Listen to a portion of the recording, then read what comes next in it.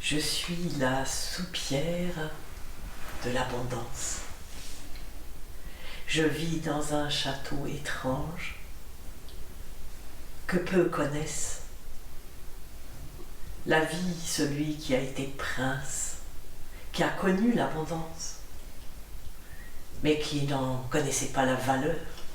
Il en connaissait que la chose qui le faisait mépriser les pauvres, mépriser ceux qui ont faim, alors qu'il avait tout et qu'il aurait pu donner un peu. Mais il était pris par l'ivresse de l'abondance que parfois je peux moi-même connaître. Le fait que ça ne s'arrête jamais. Si on n'y prête pas attention, on oublie que l'abondance peut se partager. Oui, c'est quelque chose que j'ai déjà ressenti de bon matin. Oui, un jour.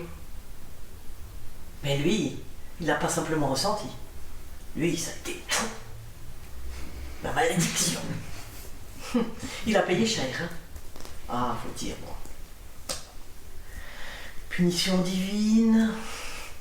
Peut-être. En tout cas, ça lui a bien rendu service. Bon.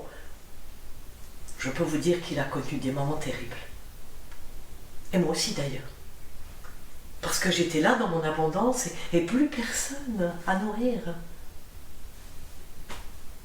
J'attendais. Mais comme lui attendait, je l'entendais soupirer là, près du puits. Il attendait celle qui viendrait le délivrer. Oh, et ce pauvre homme quand il est arrivé. Oh là, j'ai eu du plaisir. À être là, fumante, remplie d'une soupe de pois cassés. Et je me suis dit que ça lui irait bien. Oh, il était tellement timide et pourtant il avait faim, il avait son estomac là qui me parlait, qui disait mais qu'est-ce qu'il attend? Qu'est-ce qu'il attend? Ouais, vous savez comment sont les êtres humains. Le trouble d'être dans l'abondance d'un coup. Lui qui avait mis tant d'énergie pour aller vendre quoi déjà? Un âne? Oh, je ne sais même plus.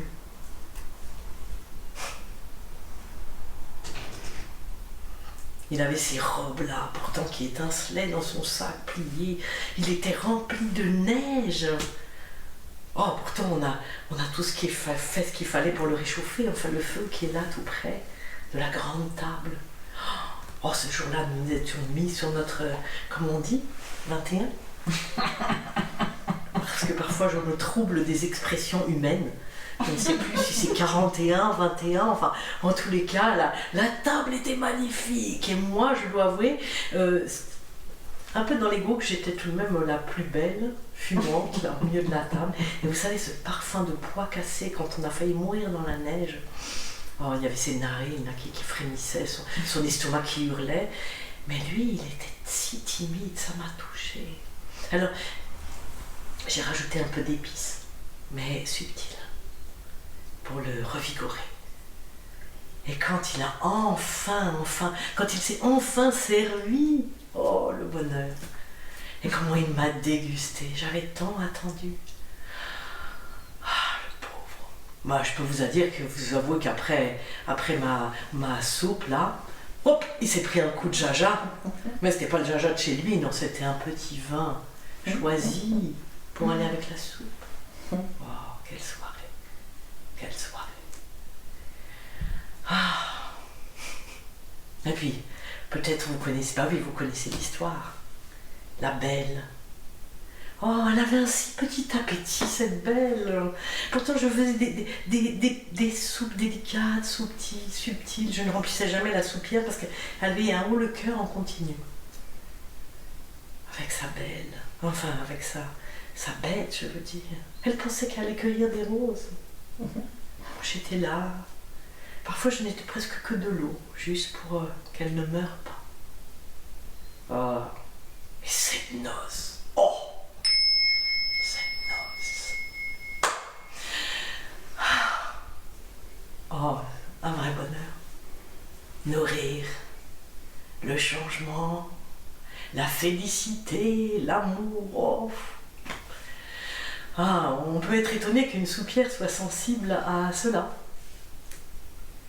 Mais tout de même, je sais que mon temps imparti est bientôt terminé. Je tiens quand même à vous dire que depuis dans ce château, celui qui a faim est nourri.